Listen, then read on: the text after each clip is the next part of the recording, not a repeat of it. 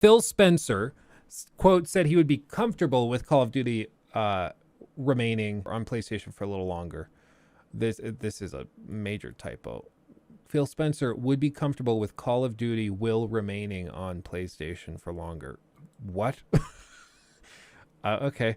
The point is, basically, he said, Spencer noted in an interview, quote, this idea that we would write a contract that says the word forever in it, I think, is a little bit silly. Continuing, he said, but to make a longer term commitment that Sony would be comfortable with, that regulators would also be comfortable with, I have no issue with it all. And so basically, they're just trying to come up with a way to get the regulators to agree to let the acquisition go through, because a bunch of the regulators are worried that it's really just mean to make Call of Duty exclusive to Xbox, even if that's 10 years in the future.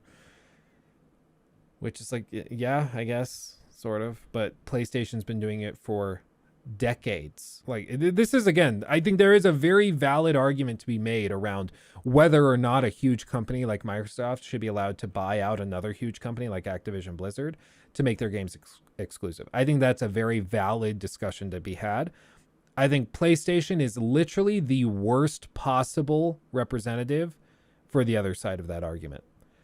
Like, if I were thinking who would be the worst possible group to argue that exclusivity is bad for the consumer, it's PlayStation, without a doubt. Like, Nintendo doesn't even go out and, like, they have their own exclusives, but it's all first party. Like, it's all Nintendo has developed this game and Nintendo developed that one. Like, Sony goes out and buys up developers and they have an army of studios. And then they pay companies for 6 months of exclusivity. And then they pay companies for another year of exclusivity. They do this all the freaking time. So it's just literally the worst possible representatives for this argument, which is why it's just not very convincing. If it was anybody else making the argument, it would be more compelling. But we'll see. I still think the odds are pretty high that it goes through, but we'll see.